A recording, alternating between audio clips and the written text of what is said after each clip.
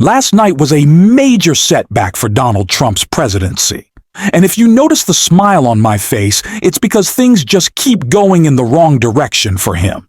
Trump has already admitted that the government shutdown he caused and has been unable to resolve played a huge role in the major defeat he suffered last night. He was recently confronted about this shutdown and caught in a false claim by a Fox host of all people.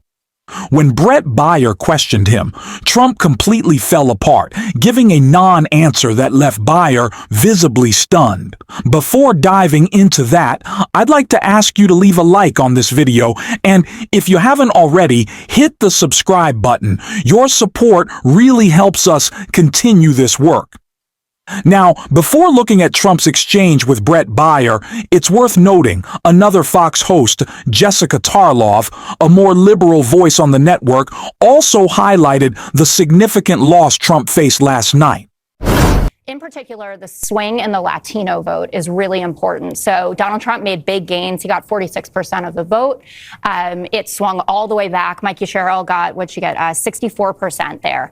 You are already seeing Republicans on the state level start to panic about the gerrymander plans, because that Texas gerrymander only works if you're going to get 2024 Latino margins. It does not work if it goes back to normal. So they're freaking out as Gavin Newsom is taking a well-deserved victory lap on Prop 50, which he won by an even bigger margin than his own recall. So it was, you want to make it about Mamdani, post cover, they always deliver. But the story is that moderate candidates won all over this country, and that Donald Trump and Mike Johnson have their heads in the sand, still telling us, Donald Trump today, grocery prices are down. Literally millions of people told you last night that that is not the case. Greg. Remember when Republicans were claiming that Donald Trump had achieved a huge cultural victory? That the 2024 election was supposed to signal the end for Democrats and we should just give up because Trump was unstoppable? Then his presidency began. The tariffs, ICE raids, crypto scandals, insider trading, and suddenly everyone realized, wait, this might be the worst president in American history. People hated it. And now, many of them have woken up enough to head to the polls and push back. Not that Trump actually won them over, but this was a serious blow to both his sense of inevitability and his ability to act with impunity. Republicans are starting to realize that the midterms are near, the stakes are high, and the shutdown is making things even more complicated. Before we dive into Trump's response, let's hear a bit more from Jessica on this situation. I'm glad that you saw my tweet. It asked 3 million nasty people on the internet, but I knew exactly what I was saying, because the point is that with great power comes great responsibility. I heard that once in a great Spider-Man movie. And Republicans are in charge. They're not 60 votes in charge, but they've got a majority of the way there. And when you are in charge and you don't have all the votes that you need, it is incumbent upon you to make a deal with the people whose votes you need. And based on prior voting for CRs, you know that there are moderate Democrats who would certainly be willing to have a conversation with you if you would do that properly timed, not open up the government and then make the same promises that they have for months. I mean, this has been going on since the big, beautiful bill was signed, that they've been saying, yeah, we want to do something on ACA premiums, and then they keep kicking the can down the road. We know that Harry Enton is about to, maybe while we're speaking right now, there will be another clip with the reverse story out about what's going on. And so I'll do the work for him. Harry Enton put up the Navigator survey, which shows that the American public is blaming the Republicans by 14 points now, and it was just 10 points last week. The story about Democrats cutting off SNAP benefits and that we're the heartless ones and Mike Johnson feels terrible is how you say BS.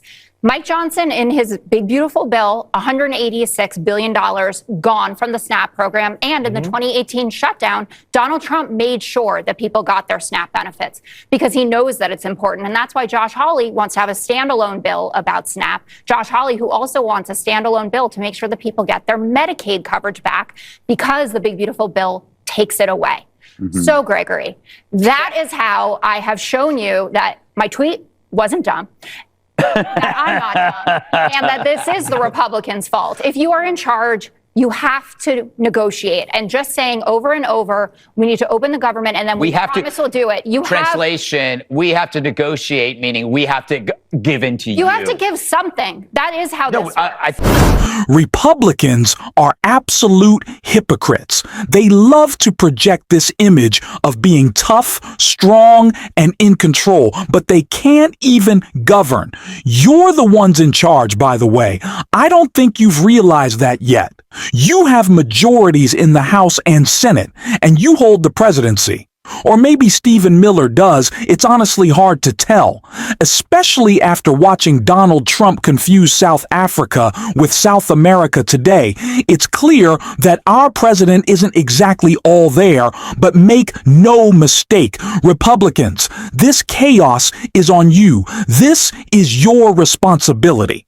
And when Brett Baier confronted Trump with that very point, he completely fell apart on live TV. Is there a deal that can be made to end this government shutdown, in your mind?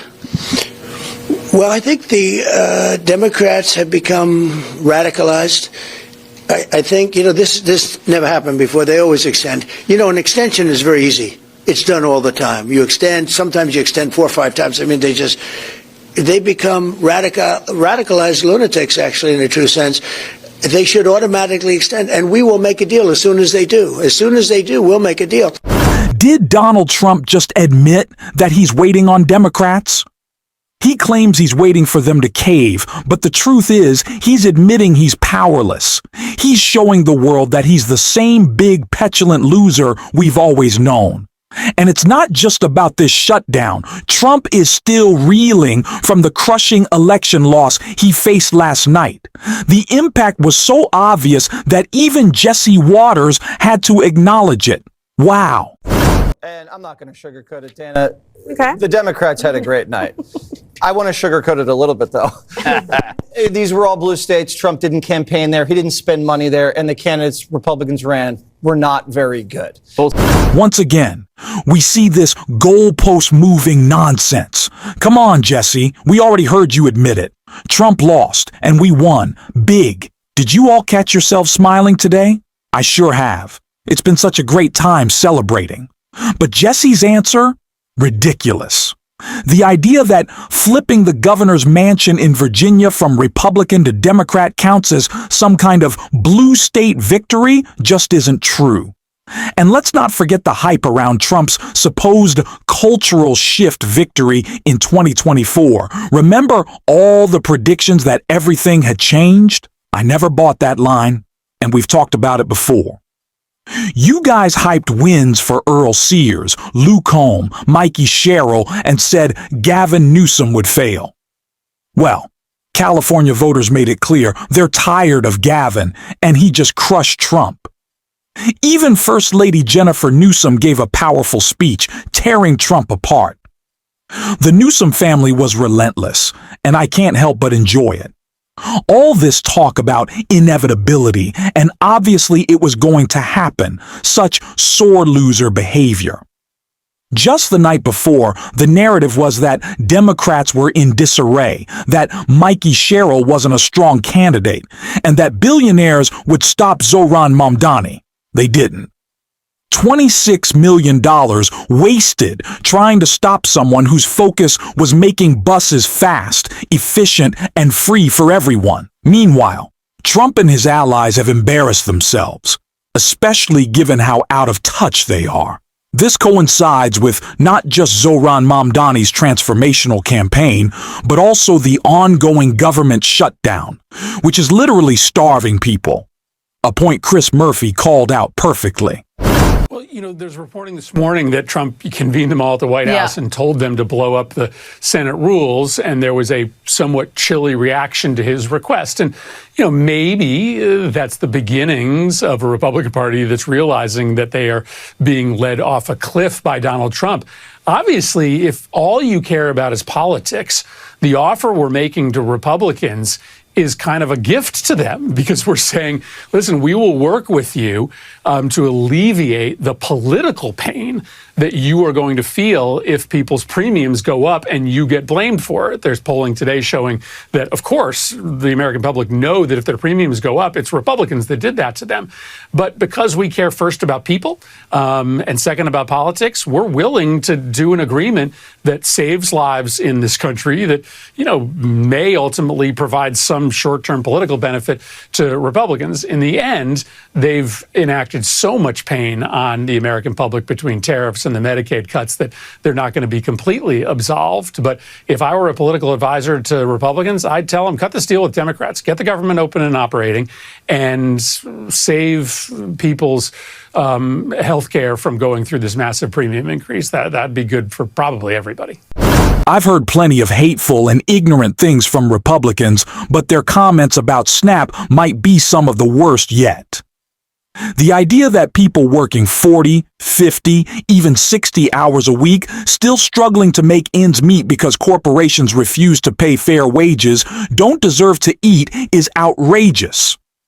Suggesting that families should be limited to cheap, low-quality food, or that it's somehow wrong to let a parent use EBT to buy cookies so their child can celebrate a birthday at school like everyone else is just cruel. That's what today's Republican Party has become. Mean-spirited, out of touch, and utterly lacking compassion. I'll keep calling it out. If you agree, make sure to subscribe, like this video, and drop a blue heart in the comments. And until next time, I will see you soon.